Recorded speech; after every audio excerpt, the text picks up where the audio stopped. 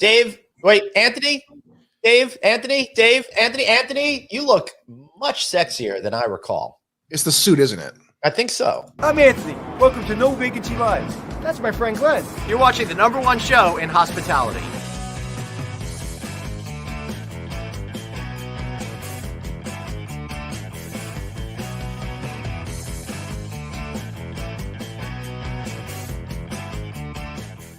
Hey everybody, Glenn Hausman here. Welcome to No Vacancy Live. Of course, you probably figured it out right now. We got Dave Mignano joining the show today. Dave, so great to see you, brother.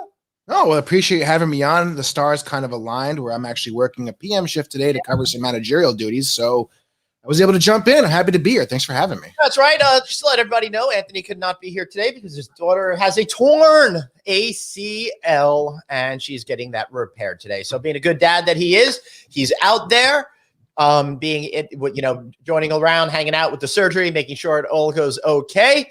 Me, I'm not such a good dad. I just hope my kids just are quiet when they come home. So we'll see what happens with that.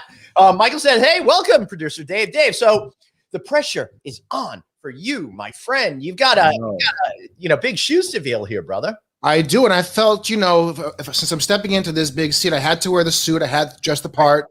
Now, I understand. I don't think I've ever seen Anthony wear anything besides a dark colored suit. So I went a little bit different with the tan. Couldn't copy his style fully because let's just be honest, his style is unmatched. Well, let's hope that you pull off the tan suit better than former President Obama did. We don't need any trouble on the Twitter over there because of your sartorial choices, Dave.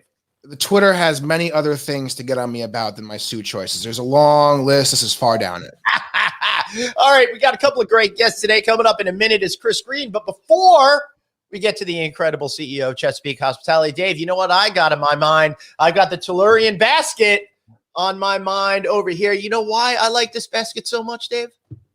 Oh, there's way too many reasons. This is exciting. I get to interact on an ad, so that's exciting. So, all right.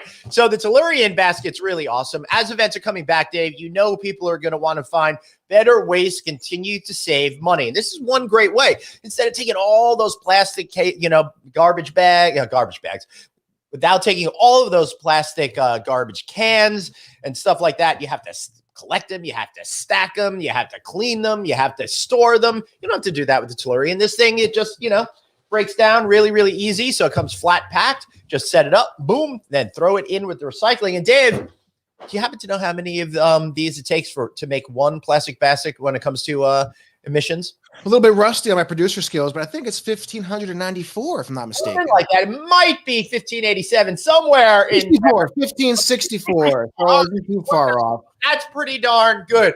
All right, everybody, be sure to check them out at eco-techwaste.com, eco-techwaste.com. Tell them No Vacancy sent you. Save 10% on that. Mike is asking, Dave, is that a clip-on, or do you actually know how to tie a real tie? A magician never tells his secrets. Well, I'll tell you something. It may or may not be. You'll never know. I stopped wearing ties a long time ago. We had to go to an event with my kids relatively recently. Might have even been before this whole COVID craziness started. And they're like, hey, Dad, how do you do it? And I'm like, I think I forgot. It took me a couple of minutes to figure that out. One of the greatest things I've ever forgotten. Hope I never have. Let's be honest. I mean, how many people haven't put on a tie in, a year now? And maybe it's a little bit rusty to get back in. I'm actually a little proud to say that I didn't have a problem today getting this on. I thought it would be a little bit more difficult than it was. So maybe it's like riding a bike. Yeah, exactly. All right, we're going to bring in our guest, Chris Green, here in just 1 second. I think he went to go get himself some water. He says he'll be right back. He must have a CEO thing. So let's just get started, and then he will be back in a minute or two. So, Dave, it's exciting. It's spring. Lots of stuff is happening. It feels like, all this positive energy is just building. But wait. Chris Green is ready to come on the show. So let's bring him on right now. Without further ado, reporting from corporate headquarters in Maryland, the one, the only Mr. Chris Green, CEO of Chesapeake Hospitality. Welcome back to the show. Yeah. Glenn has freedom to use the box now, everybody. What is up, everybody? Glenn, it's good to see you. 2 weeks in a row now, live in person last week, and then on the interweb here today. I got to tell you, just sort of a little confession, Dave. Chris gives good hugs, so it was really great to see him. and get that. It was so much fun seeing you in person. Now, we talked about the Hunter Conference a couple of times over here. I don't want to beat a dead horse too much, but it was so wonderful, so enthusiastic. What did you come away with? What did you feel? I came away with what I posted on LinkedIn after that. I said, we're back. That was the way you and I did a podcast together, and it was great. And I just feel like we're back. I know that there's still a lot of work to be done, and there's issues that we have to deal with, labor issues, and we won't belabor any of that. But the fact is we're back. Travel. I've been on planes now 4 weeks in a row, and they've all been full. I know that capacity's down right now, and they've muted that, but it doesn't matter. It's actually great to be on full planes. And I don't know when I thought I would say that again. And I'm just loving it. I'm loving it. I've been at our hotels. I've seen our people. There's energy in the hotels. I stayed in a hotel here in Maryland last night. It was full. And it's a business hotel, and there were people in business suits leaving this morning. It was just really, we're back. Yep. Yeah. Oh, Michael Weinberg says he loves when I use the sound effects, but it's only when Anthony isn't there. I don't want to get in trouble, Michael. I do not need a punishment. Tune into Friday Night Audit, Fridays at 5, and you will get your fill of all of these sound effects. But too many, and you'll be feeling like this. All right. Is that the show? I haven't been able to watch yet. Is that where you get to have a cocktail while we're on? Yeah, and it's really, we focus, it's all more comedy based. We just try to, the whole idea is to capture the vibe of what it's like hanging out at the bar after a conference. And Chris, you may not know this, but I've been talking to some Chesapeake people behind the scenes, and we're going to be doing one from the Showboat on August 14th, just before I go check out those fish shows. Oh, very nice. I'm going to be going to Showboat in the beginning of July for my daughter's birthday. You should have told me. We could have planned that. Can I give a shameless plug? I don't even know if you know about this. No. We just opened a 200,000 square foot indoor arcade in the casino space in the Showboat yesterday called Snake River. And yeah, I mean the largest collection of video games and sports on the East Coast. So check it out. Crap, that's awesome, dude. Wish we had the show.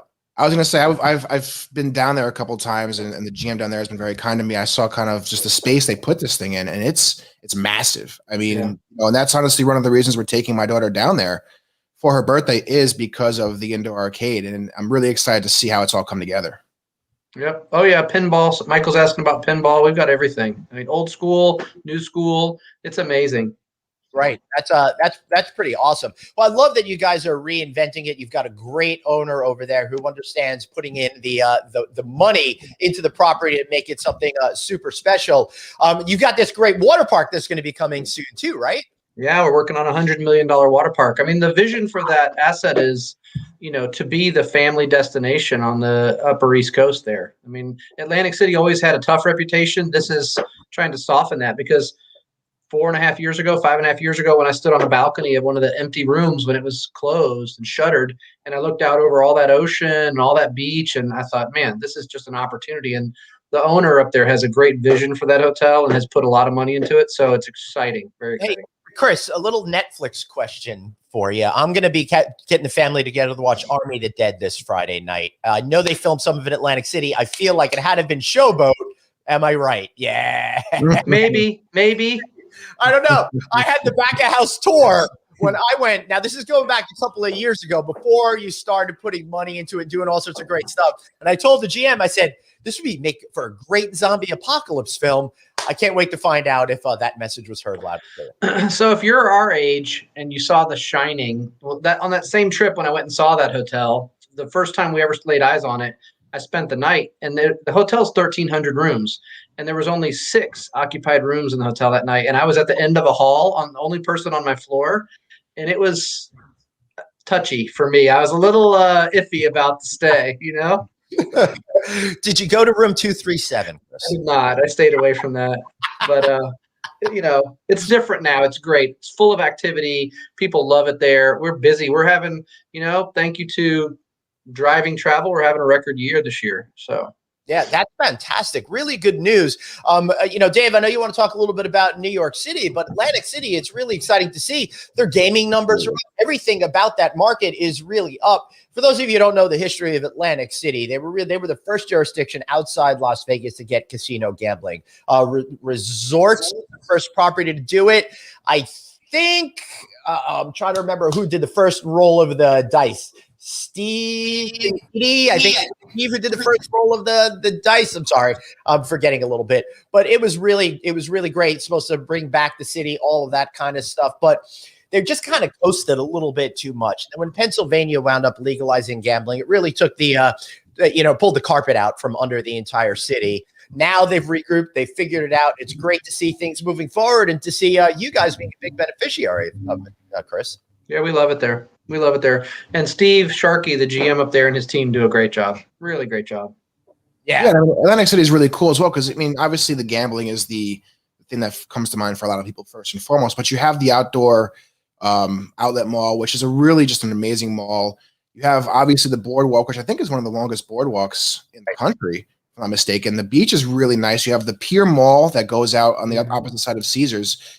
Now that, Chris and his team are putting in the arcade and the water park and all these other family-friendly activities, combined with those other activities, you can certainly go there as a family and never kind of have to even walk through the gambling portion of it and have a great time.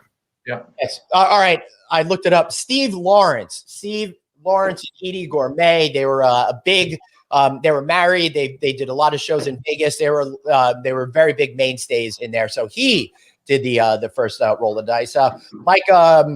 Steve Wynn owned the Golden Nugget in Atlantic City, which I think became the Playboy Casino, which then went on to some other things, and I don't think it's any longer there. Sorry, just I get all excited. Atlantic City and the gambling markets. Dave? No, AC, like I said, AC is a great town. It's obviously been revitalized. And you think about in the pre-COVID, or sort of say as COVID started, people were saying New York is never coming back. New York's not coming back. Well, that was said about AC about 10, 15 years ago when the 2008 recession hit. And it's come back with a vengeance. I mean, the casinos down there are beautiful. Hard Rock is an amazing property. You have Chris and his team creating this family-friendly destination. I mean, it's only going to get better down there. Right. And if you like the Hard Rock, they are connected with an indoor pathway to the Hard Rock over at Showboat, which is pretty cool. Yeah. And on the other side of Showboat is the Ocean Resort, which is the newest building in the city, which I think just recently changed hands again within the last 6 months or so, right? Our friend Brian Brennan, who used to work over at Brigada doing PRs over there now. So hopefully we'll get down there to see him again real soon. So Chris, I feel like Hunter was really the kickoff to all the good times that are going to be coming along. Now that all of these markets are opening, you're mask-free at the home office. How are you feeling? Anything different in the way that you're feeling about the prospects of going forward, what this summer and fall is going to look like? Or wait, now I got to interrupt myself. I'm sorry, Chris, because you predicted this, and I got to call attention to it. That June 1st is our actual New Year's Eve for this year. You called it 2020 and a half this first period that we are in. I got to congratulate you, brother. I think you freaking nailed it. How are you feeling, not just with the confidence of being someone who gets that right, but also about going forward? Well, I mean, I'm super confident. I don't know. I actually feel like the difficulty of being under restriction for us it was the right thing to do to be safe, but it's like I want to yell freedom, like what's his name? Mel Gibson did in that movie. That's how I feel. Braveheart. That's how I feel. I feel free, and I feel like you're now free to move about the country. Southwest line, right? I'm ready to go, and I see people doing it, and people are excited about it, and I'm just super energized about where we're heading. And honestly, the energy, I know you've talked about it, but the energy at Hunter around deals and new construction, and it's what I always said: hospitality is not dead. This is never going to go away. People love travel. People love hotels. People love experiences. And it's going to come back. And it was just so long of a pause that it was easy to get very down. I experienced that, went through that with you guys. Yep. I'm not down anymore. I wake up fired up, 4:15, 4:30, and I'm ready to rock and roll. Wow. That's just how I feel. And I can tell you that on the technical side, I received our forecast for the next 90 days from our head of revenue management. And we are right on, actually slightly ahead of what we had hoped budget-wise. So we're seeing really good opportunity. Anthony, I think someone's at my door. I'll be right back. Hold down. Chris, we are in charge now. Should I just kick Glenn out and just take over for good? I'm going to put on a kilt and yell freedom and paint my face. Can I do that? Listen, at this point, there's no more rules. Anthony's gone. Glenn's gone. We can do whatever we want here. But Chris, I want to ask you, New York City recently, announced that tomorrow capacity restrictions are lifted in all businesses. They still have to adhere to the 6-foot distancing, but they also said yesterday that, similar to where you are in Maryland, masks are not going to be mandated anymore by law if you are vaccinated. And of course, that's still an honor system. I don't think anybody's going to be checking vaccination cards to get into a business, but you still have businesses that may choose to require the mask. So from a hotel perspective, as these restrictions get lifted, as these laws get changed, how has your team been able to handle a guest that comes in and maybe a specific brand, whether one of the big brands has not released their mask mandate?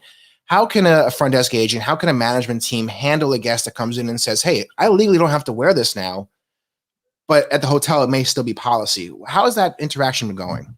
So that's a great question. And it's actually been going well, because this is what the advice we've been getting from the brands and the direction we're getting from the brands. Both Marriott and Hilton are, at this point, if a guest, we are not going to mandate the guest has to wear the mask. We can say that we're requiring it of guest-facing associates that have not been fully vaccinated or guest-facing positions. But as far as the guests go, because that's the CDC and the government guidelines, that if you're fully vaccinated, it is going to be an honor system. So we're adopting the major brands policies in the Chesapeake portfolio, and we're not going to, our teams, and let's just be real frank about it, our teams have been in some dogfights over the past year, where people are just like, I'm not going to wear it. And we've had to get, authorities involved. It's just been brutal. It's not a service experience. And now we're going to just, people should be on their best behavior. I think the people that are really pushing it and wanting to do the right thing, I'm fully vaccinated and I'm ready to go. So, Right.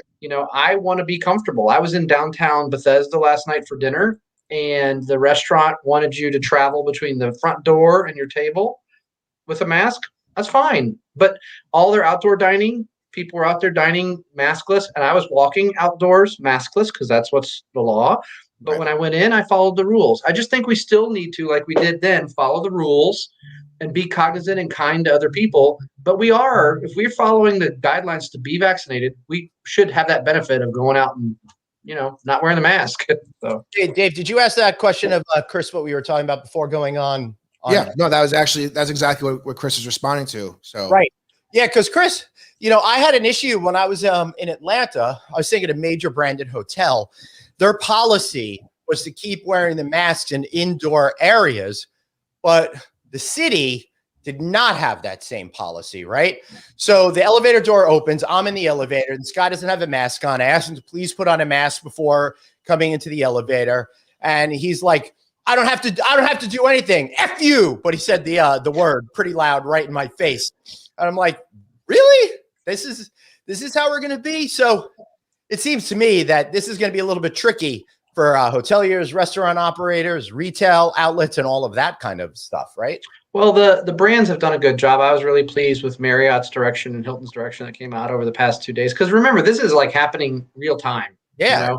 Yeah. Basically, it happened right when we left Hunter. So we were at Hunter, and quite frankly, if you noticed Hunter, we had the clear stations where you had to take your temperature, you had to certify how you felt every day, and there was comfort. People were making agreement. Glenn and I agreed. Are you vaccinated? Yes. Am I vaccinated? Yes. I agree to take my mask off and talk to you, Glenn, and hug, which we did. But I think it's about being professional and being kind. And you know me, I care about others first, and we all should do that. So be kind. Everybody's navigating this differently, but don't be mad if somebody's navigating it effectively and taking their vaccine, and then they want to go back to living their normal life, because that's all I've wanted for the past 16 months.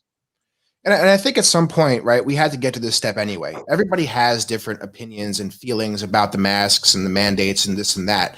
At some point, we were going to have to take this Band-Aid off, and there was always going to be some kind of cross discussion involved in that. And as Chris just said, my opinions may be different from Glenn's, may be different from Chris's, but as long as we can be understanding of each other, empathetic of each other, that's how this is really going to move forward as quickly as it can. If we're going to have interactions like Glenn just had, we're going to have more problems than anything, because it's just a lack of understanding, I feel.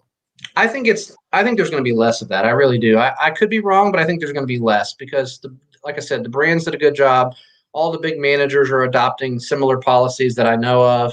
AHLA just came out with some guidance today. And so Mm-hmm. we're just going to have some space for kindness and for having other opinions and making others feel comfortable. I can tell you, you do whatever you want, but I can tell you if Glenn was not comfortable and he wanted me to put my mask on, I would put it on. But that's because I care more about Glenn than I care about wearing a mask for a little while. Right, because you're a decent human being who considers others, and it just underscore what Dave said. We just need a little bit more of that in life. Things have become so complicated. Things have become so politicized. Let's just break it down to being one-on-one, how we want to be treated and how we want to treat others. Well, listen, what have we spent the last 14 months learning? I've learned that I love making breakfast for my daughter, and I like a lot of the human things that we were so busy putting aside to chase business things over the past whatever. As the cycles get busy, we get busy. Yep. And I think that we need to take on that whole humanness that we found of being at home and experiencing interaction with our families and finding hobbies, and take that humanness outside our doors and be kind and human to other people. I mean, I just think it could change a lot of things. This is pretty funny. Ren says, "Don't ask, don't tell." Good policy for the mask. Hey, for work for gays in the military in the 1990s, it's surely transferable to the 20s. Yeah. So, Chris, what you're saying to me is a lot of the sentiment that I've been hearing at the Hunter Conference in particular. One of the things is I talked to so many different professionals, and while everybody was happy to be getting back to it and getting some semblance of their own lives, they're not sure they want to live their lives in exactly the same way as they did back in 2019. You making breakfast for your daughter is a good example. I love being home every night to make dinner for my family and sharing that dinner, something I didn't realize I had missed so much in the earlier days. So are you getting that sense from a lot of hospitality professionals that they want to work as hard, just work differently? That's a great point. And I think that's all rolled up into our labor challenges we're experiencing, is people are still trying to understand what it means. I had a conversation, since I'm in the office, had a conversation with a young executive today about the demands of the hotel business. And it's one of the things that we've just never been able to cure, because you can't, if you're a manager of a hotel, you can't help when a pipe breaks. And you can have a great team that's trained, or you can't help when you have to evacuate the hotel, or, it's just never that kind of life where you're like, okay, honey, we're going to have date night Friday night. I can't tell you how many times over my 30 years that I've called my wife and said, we're going to have to eat at 9:00 because X happened at the hotel and I'm going to have to stay, or I'm going to have to go in. And that's a difficult part about hospitality. So coming back out of being home or being remote for 16 months and getting back into that grind, is people are really questioning, is that what I want to do? Do I want to take a role in hospitality? Now, I say yes, because it's the best industry on the world and I love it, and I would never change it for anything else. But I understand the angst around it. So yeah, I mean, something I've been talking about since this really started was this is an opportunity for a big reset, right? Personally, professionally. Now, I'm with you, Chris. I never for 1 second thought about leaving hospitality. I never applied for any other industries. I work with Glenn and Anthony on this show, which had me continue to be involved in hospitality because I really enjoy it. But other people may not feel the same, or they may need a little bit of a break from hospitality, right? Just kind of a little break to then reassess and realize how much they really enjoy it. But there is still room to have your hobbies and your family and your life and still be within hospitality. I feel, yes, it may just take a little bit of a different effort than it has been in the past. You may have to figure out different ways, but the room is still there. And I'm learning it myself right now. Yeah. I listen, one of my favorite jobs ever was I was a restaurant manager back a while back, let's just say. But I loved working 3 to close. Why? Because I was a young man and I could play golf in the morning. I was a way better golfer then than I am now. Now I work during light daylight hours. I can't go play golf. Right. There are ways to organize your life. Guess what else? The banks weren't busy and the grocery stores weren't busy. There's a lot of benefits that you don't think about if you're not a 8 to 5 Monday through Friday person. Wednesday through Sunday, 3 to 12, that's a good shift. I mean, you can sleep in. There's lots of things about it. Right. And you're up anyway at that age till 2 o'clock, 3 o'clock in the morning, no matter what. So why not just push it to like 4 o'clock and have a good life? That's when all the fun really happens. At least in the conferences, that's when all the fun happens after midnight, right? Oh yeah. Well, I don't go to too many. I don't know. My team was surprised at Hunter. I stayed out till 10:30, which is really late for me. Wow, that's really late. better than me. I've part of my reevaluating things is I really wanted to go easy into this. So I was in my room by 9:30, 10 o'clock each of the nights I was down there at Hunter. I was at a great spot, one of my friends' hotels that has an amazing rooftop bar, and it was just an amazing spot. So I loved it. I had to stay for a little while and hang out. Yeah. I was so happy to be with them. I couldn't help it. So. Yeah, I hear you. Steve is asking, hey, Chris, do you ever consider a tag team approach with 2 GMs at one property, one working 4, one working 3? Might be a creative solution towards finding that work-life balance. Thoughts, but isn't that kind of what the AGM does? I mean, I read the question, and I think creativity is going to be all about what we need to do. So I love, Steve thinking outside the box with that. The only thing I would say would be I could see a challenge is to have aligned leadership, because if you got GM, AGM, the GM is setting kind of the leadership tone. But if you have 2 co-GMs and this one's more of a culture leader and this one's more of a numbers leader, there could be conflict. That's the only thing. That's why I think businesses naturally set up to have one voice kind of leading, and then, so I don't know. It's a great idea. It's a great thought. I have tag teams, task force GMs when we've had task force assignments, one guy 2 weeks and then another guy 2 weeks or a lady 2 weeks. And it works fine as long as they understand the goal and everybody's pointing towards a goal. So, right. But it could be confusing for the workers even if you're trying to achieve the same goal, the strategy behind that might keep changing to people at the line level. At least that's the way they perceive it. Well, even the communication style. I mean, leadership is really about how you communicate your message to the field and to your team, right? So imagine if there was one that was very eloquent and one that was more reserved and doesn't communicate, but gets great results. It's just it could be confusing. So, right. Yeah, and you could also get a situation where one is liked more than the other, which kind of pulls a conflict of interest on the line levels and things like that. There's a lot that goes into that. That's more than just the timing aspect. And you got different, honestly, I mean, we could talk a long time about this. We could talk about the different traits of great leaders and stuff. And it's really is the other thing is like, okay, I don't want to say maturity, but like business maturity, like has one leader had 30 years experience and one had 20, and not that you need more experience, but if you've had 30 years, you've just seen more things. Yeah. So you might communicate differently about a fire in a room or a guest issue, where a junior leader, GM, still great. I mean, I was not the GM at 30 that I was at. Well, I was only stayed at GM until about 36, but I wasn't the GM at 30 that I was at 36 because you just get better. So, right, Chris, I have a question for you because you mentioned creativity, and obviously you're talking about in the workspace, but through COVID, a lot of businesses had to get very creative. You see outdoor dining in New York City now, which there was not before, in the middle of the streets, and those boxes are still up. People are still eating in those environments. You saw other kind of creative solutions to continue business through COVID. What are some of the ones that really stood out to you that you said, hey, that's a really good idea that no one thought of? And what are the ones you kind of want to see stick around?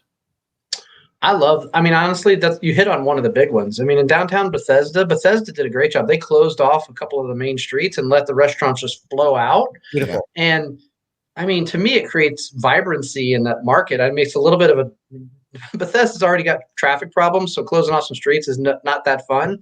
But I love the way we've pushed outside the walls of the hotels and outside the restaurants. We did some of that, but we didn't take it as far as now you see tables out on the lawn and you see table out on the beach. And I think that's got to stick around. I like, for hospitality, I do like the housekeeping, the reduced housekeeping. I just do. I think that we were not being good stewards of the planet and everything else by changing everything every day. There's some people that's why they go. So they want new sheets, and because we don't do that at home. I certainly don't do that at home. No. But I don't do it on the road either. I was in Atlanta for 4 days and I just hung my thing for 4 days because I don't want service. I don't need it. And I know how busy they are and short staffed. So that's going to stick around. I think the kind of the consolidation of marketing to the booking channels. What we've done is we've refunneled a lot of the booking channels, and you'll see more of a concise booking experience for people searching for hotels. That's the thing that's going to really stick around. We had gotten so diverse. There was like 9 million different OTAs, right? And those are all getting whittled down into one funnel or 2 or 3 funnels, which is going to really help the consumer. So, it reminds me, I haven't seen Trivago guy in a commercial lately. Wonder what it's been interesting. I think there's going to be consolidation, really heavy consolidation in that industry. The haves and the have-nots are going to show up, and it's going to be better for the consumer. Now it's going to give more negotiating power for the OTAs against the brands. But we also, as the brands and the hoteliers, have a lot of negotiating power now too, because we've been able to really form relationships with our guests over this past year. So Right. Chris, do you need to go, or do we got a couple more minutes with you? I could do about 3 more minutes. All right, so let me ask you this question. In that regard, I've been seeing so many online ads for VRBO and Airbnb. They're really looking at this as an opportunity to try to get into that consumer mindset. How are you thinking about their approach now, which seems to be fundamentally different than pre-pandemic when they were there, they had headlines, but they weren't necessarily captivating the consumer's imagination? Well, I mean, I'm a little ashamed, but I don't know this off. I think they're public now. They're all public, right? So they've all gone public. So they have growth goals that they may have had growth goals pre-public when they were venture funds, venture capital, but they have specific quarterly measurable, they got to add new subscribers, new rooms, so they're going to be way more aggressive with marketing. They do have a big war chest of money behind them. But I just don't worry about them. I just don't think it's the same traveler. It's just not, I mean, I said that when VRBO was starting up, everybody's panicking.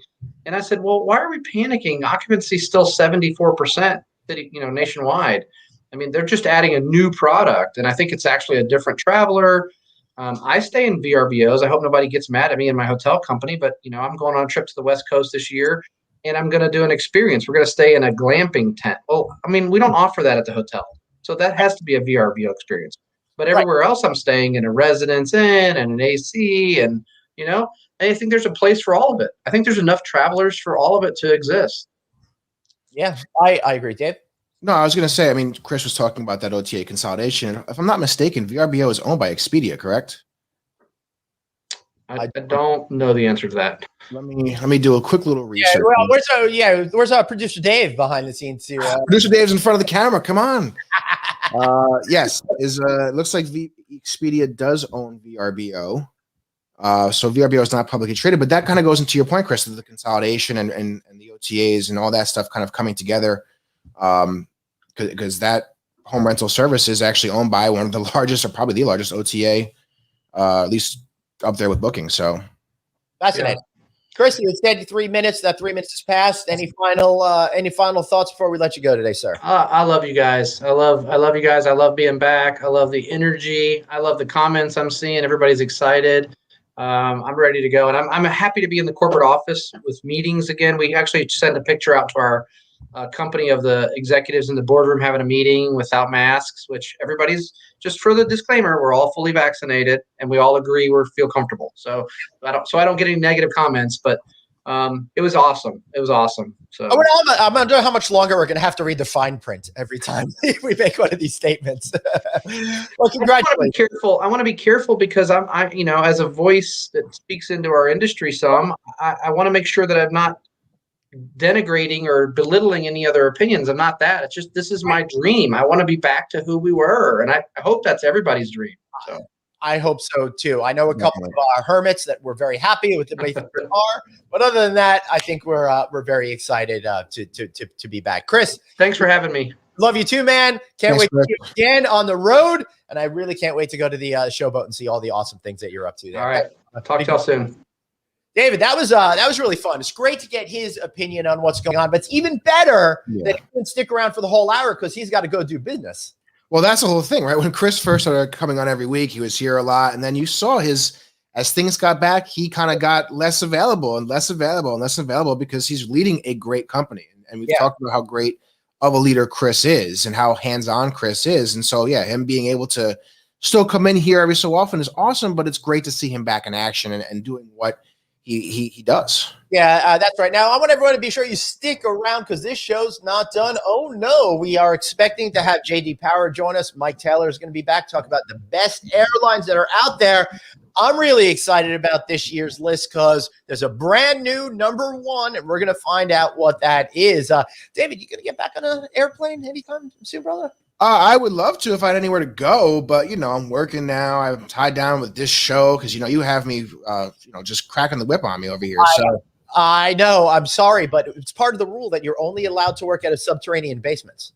I know. Well, hey, listen, I got to the living room today. Now I'm sitting in the classroom and my wife's suburban jungle over here. If you can see behind me, all the plants we have going on. It's like we're at the outside part of a Walmart right now. Yeah, I've got a plant here. It's very exciting, and I actually have to put on my calendar to remember to water it every single week, or else it would not go too well for poor Planty McPlant.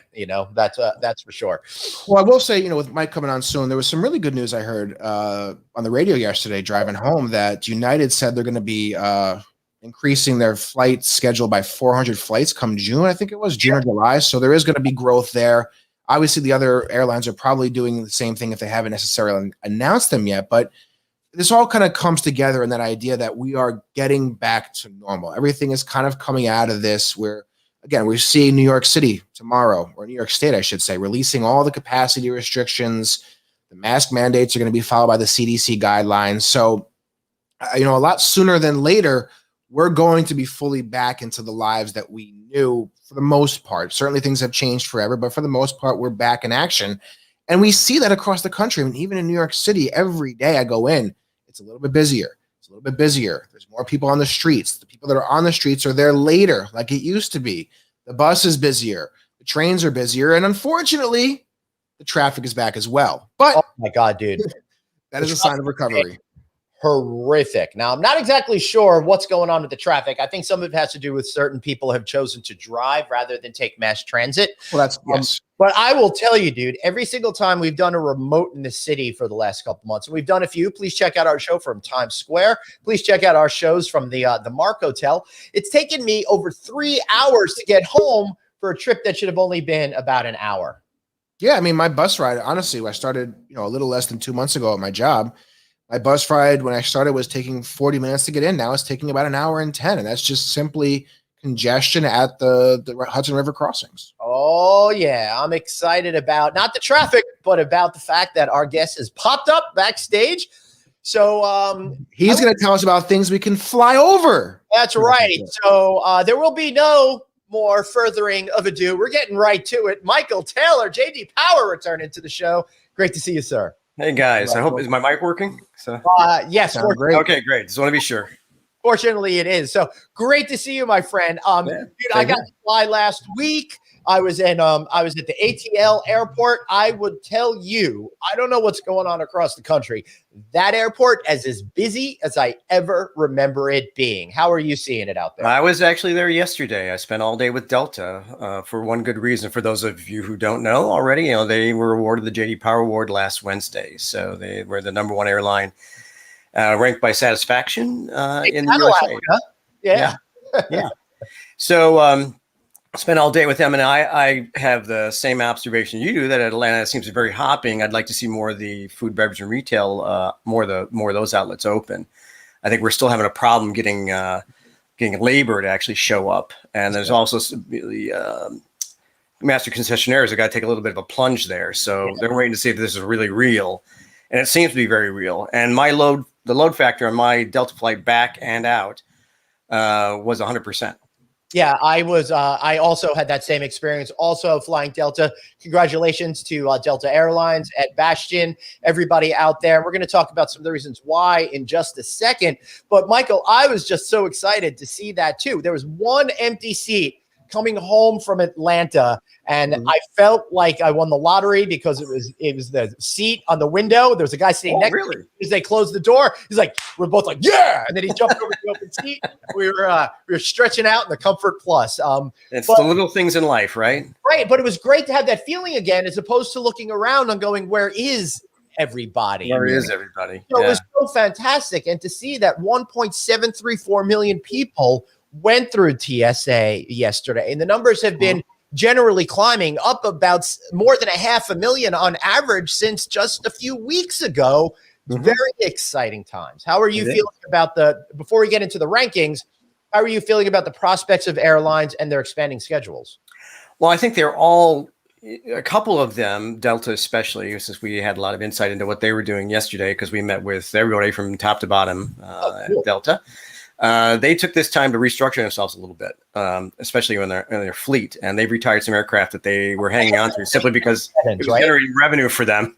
I tell everybody the problem beforehand was, there was just too many people trying to fly on too few aircraft, and they didn't have that problem. So they've done a little bit of their fleet. I wouldn't say I wouldn't say revamp, but at least they've slimmed it down and added some things that they wanted to add to it, and they're going to bring some things back that they want to bring back.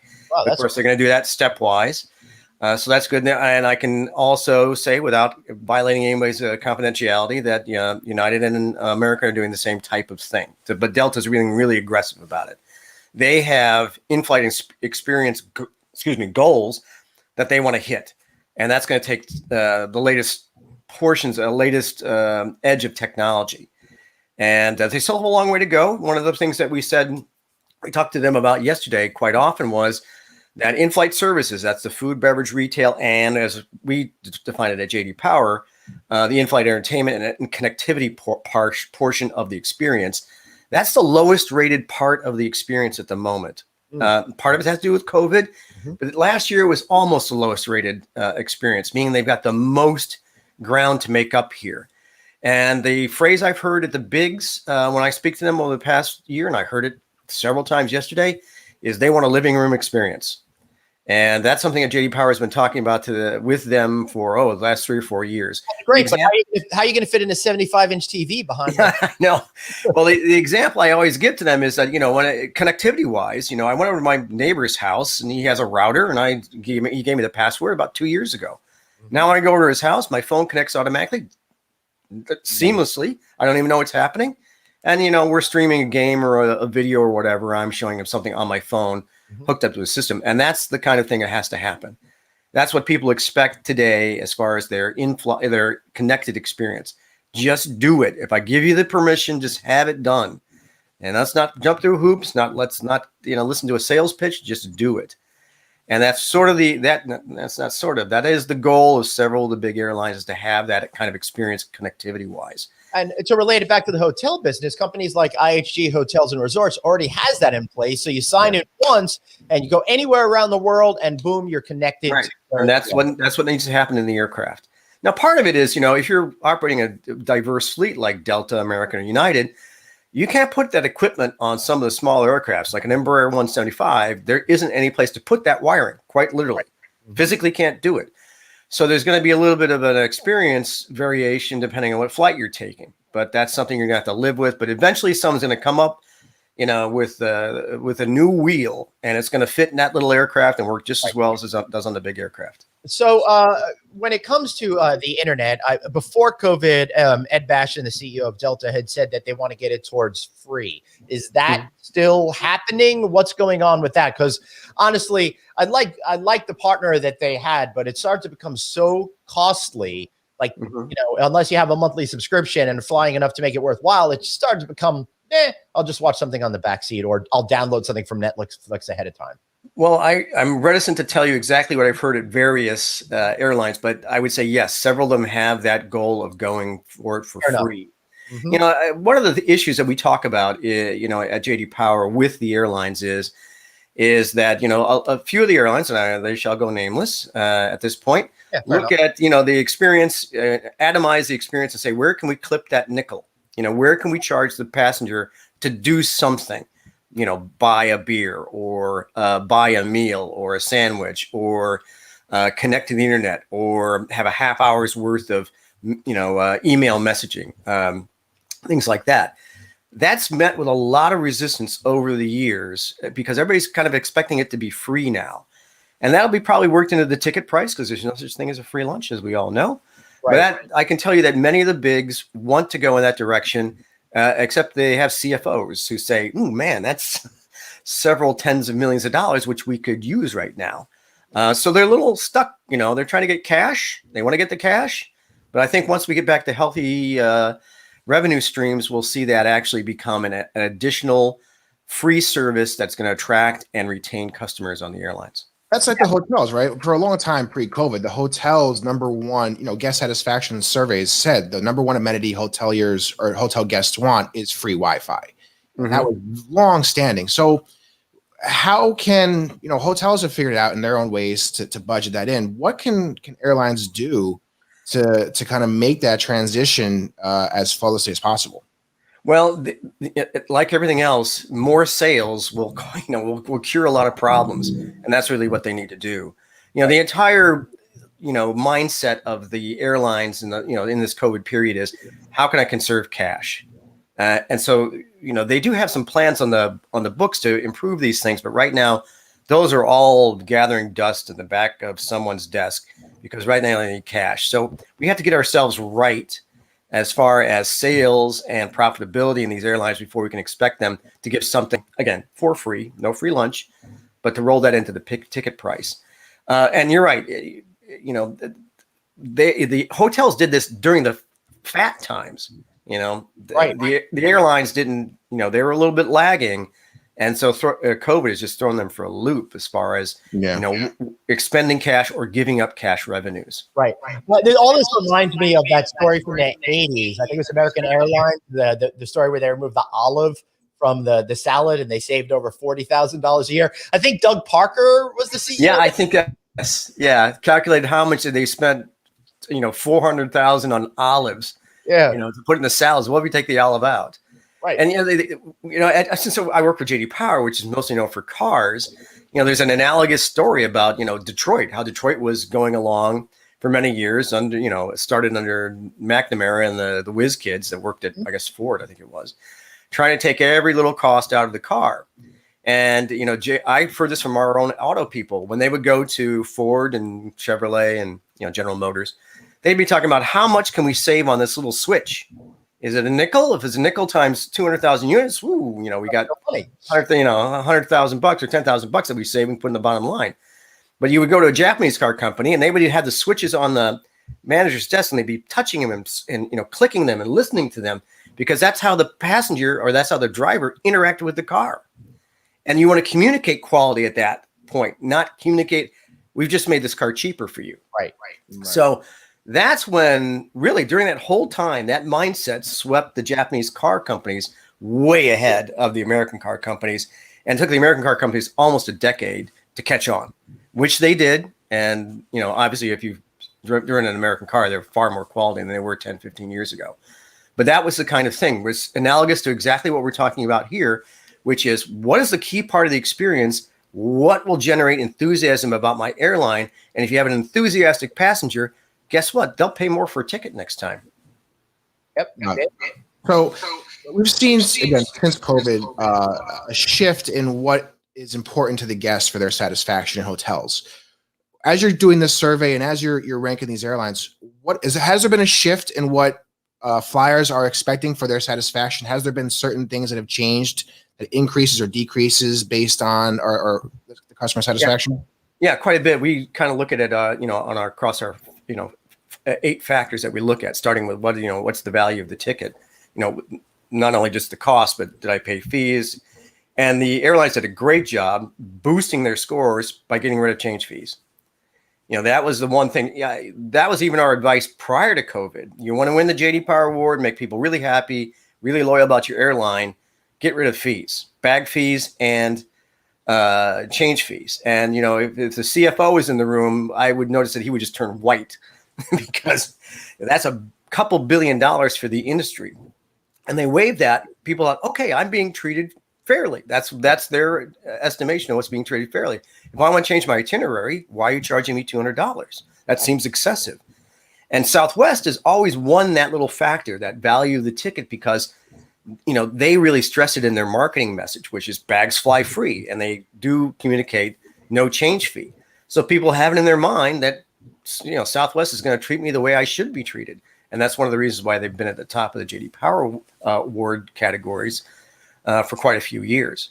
So the other thing that we saw during this COVID period was just how important the in-cabin crew was, and those airlines that don't have a history of strong people skills didn't do well in the survey this year. And those folks that had a workforce, especially inside the cabin, who are more person-oriented, people-oriented, service-oriented, did better during the COVID experience, because things changed all the time from month to month. Right. We're going to serve food, not serve food. We're going to serve alcohol. We're not going to serve alcohol. You got to wear a mask or you're going to get kicked off the plane, and we're going to ban you for life. Right. Now, those are hard situations for a cabin crew who is trying to load a plane and get it off on time, to all have that in their head. But, for example, Delta did a fantastic job. They got the top marks across all of our categories in people skills.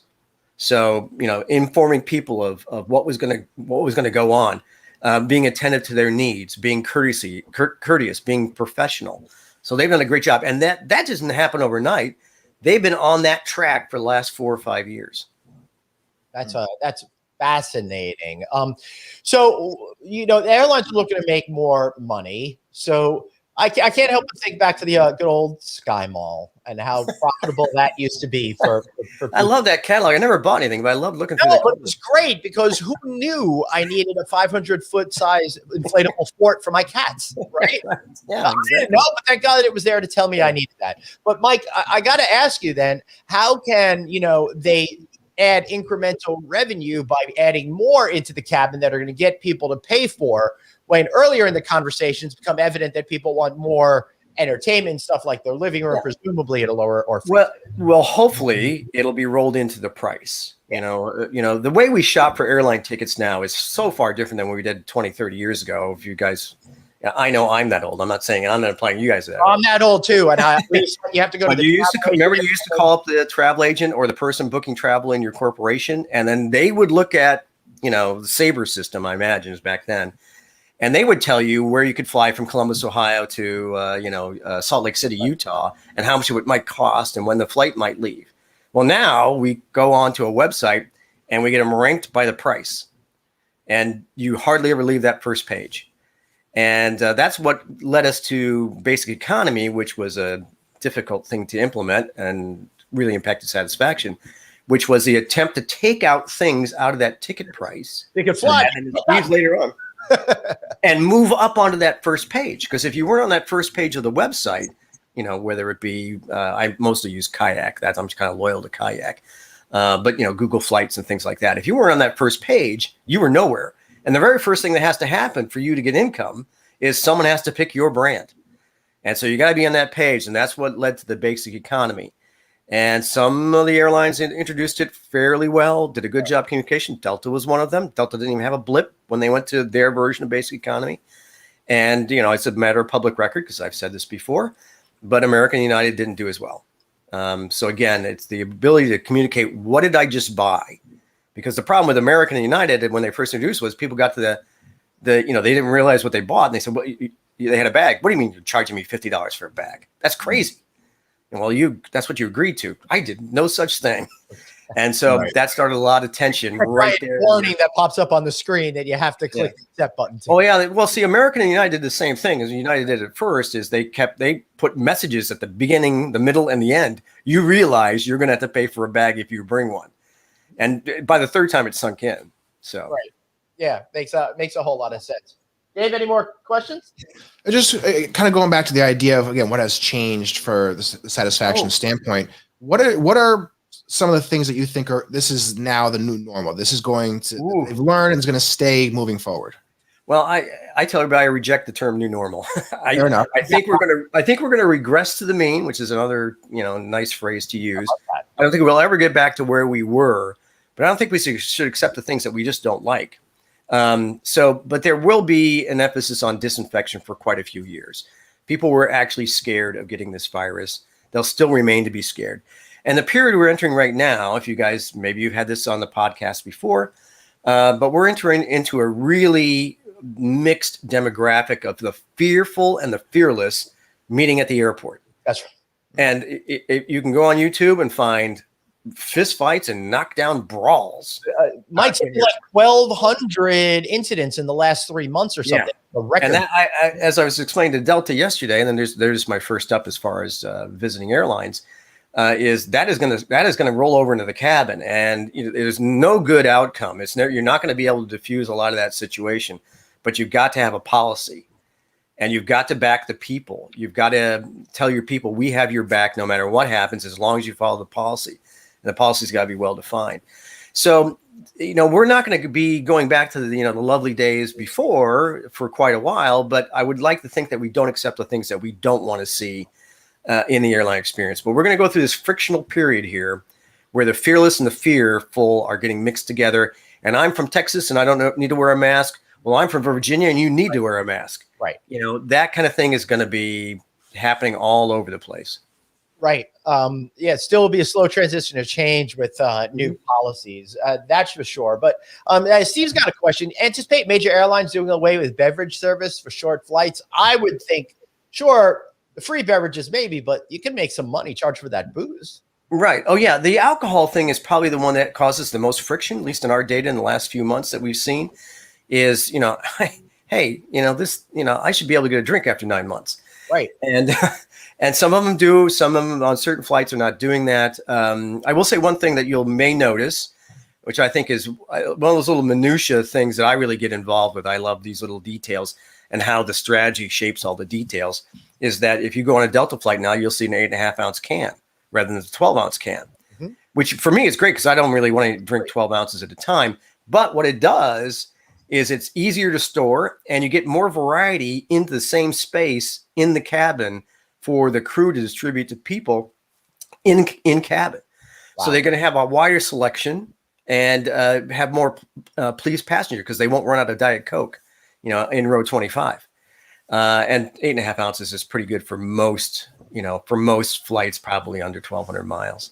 Yeah. But it's things like that we're going to see. That these are things that they did adapted during the COVID period, and they're going to find out, hey, that actually works and it saves us money.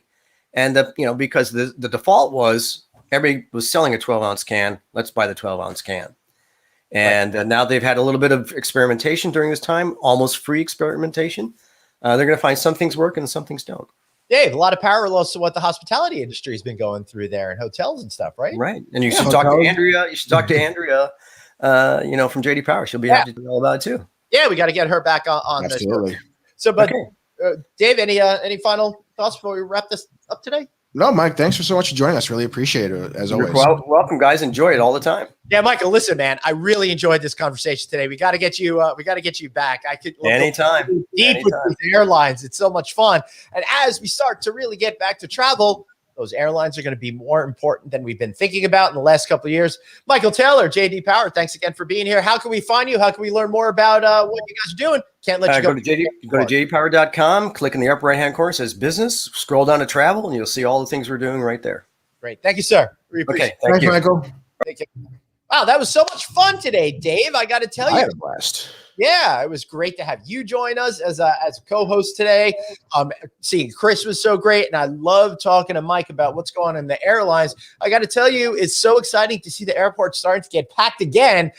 I was at LaGuardia last week, and I hadn't been there in over a year. It was so much fun to see how far along the construction project is. For those of you who don't know, they're building a new airport right on top of the old airport. Really fun to watch what's happening over there. I have to imagine it's like one of those things where you move out of an area and you don't go back for a while. All of a sudden, so much has changed. So, and closed what? I mean, Glenn, you are someone who travels a lot, right? You fly a lot, you stay in a lot of hotels, and you and Anthony both have talked about getting the itch, right? Getting ready to get back out there. So I've seen it in both of you guys where you have this. Chris said it before. This freedom now that you guys are like, you're released from the cage. So it's so awesome to see.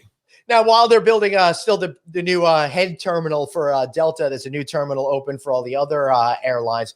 But over on Delta, they built these new gates all the way on the east side. It's where they used to park the smaller planes and make you take the bus. So they actually built real gates over there. They're attached with a temporary gate to these old buildings that are all going to get knocked down once the new terminal's built. But it was fun to fly out of a brand new gate at LaGuardia Airport. The first time, I think, since I flew the Eastern Shuttle in the late 80s when they built the last terminal there. I mean, I haven't flown to LaGuardia in general in years, but that. Yeah. I mean, I live 20 minutes from Newark Airport, but my wife did go down to Florida in March, and we drove through it and we saw all the construction. It looks great. It's a lot of great things happening in this area. Again, the tri-state area. So that as this travel comes back, both domestic, international, business, however you want to look at it, there's a lot of new environments to welcome them. Yep, absolutely. Dave, people are loving you today. Great job. Thank you, Colleen. Always appreciate you. Hope you're doing well. Michael, thank you as well. Soon. Yeah. Listen, as long as the schedules align and Anthony's got another injured daughter and Dave has off at 12 o'clock, we can bring him back. Well, hey, wait. Who knows? There may be a special episode coming up next Thursday. Stay tuned, everybody. there might be a very special episode coming up next Thursday. We're not going to tell you exactly what it is, but you guys are going to have to tune into that. Lots of fun stuff we've got coming up. I cannot wait to get back on the road, do more live shows for you guys from different locations all around the world. That's going to be great. All right, Dave, I'm going to remember to do this right now. Hey, that's two things, guys, I remembered in one day. It might be a brand new record. Get our audio version of the podcast on Apple Podcasts, iHeartRadio, NoVacancyNews.com, Stitcher. You know where to go, wherever you like. That's where our show is. Connect with Anthony at Anthony Hotels. And, of course, I'm at Traveling Glenn. Dave, how do we find you on the socials?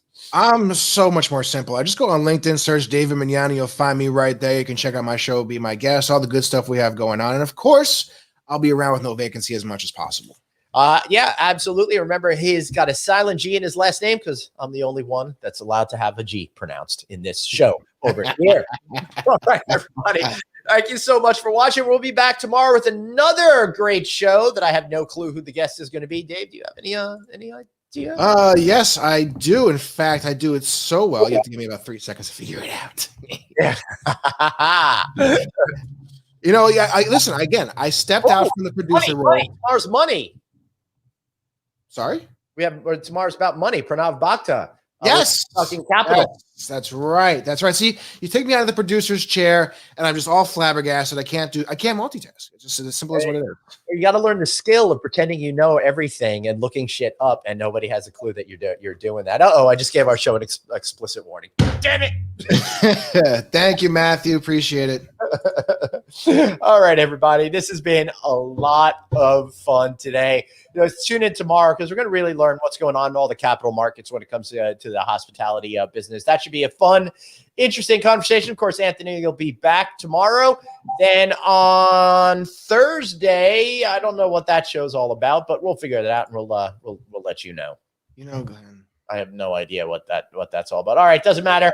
Let's get the hell out of here. All right, everybody, remember, you've got one life, so blaze on and be kind to yourself. You can't come up with your own catchphrase now that you're a co-host. It's legally again, I'm sitting in a big chair to fill. All right. Oh, Thursday's cruises. Thursday is cruises. Yes, make sure you definitely join for that one. We haven't had a cruise show yet. I'm very excited about that one. So definitely tune in. And I'm talking to people over at Norwegian and Royal Caribbean. So guys, come on. Stop making me wait. Let's get some of your execs on our show soon. All right, everybody. Thanks so much for being here. I'm going to re-tee it up for Dave in case he's thought of something. Remember, you've got one life, so blaze on and be really kind to yourself. Oh, innovation. Talk to you all tomorrow.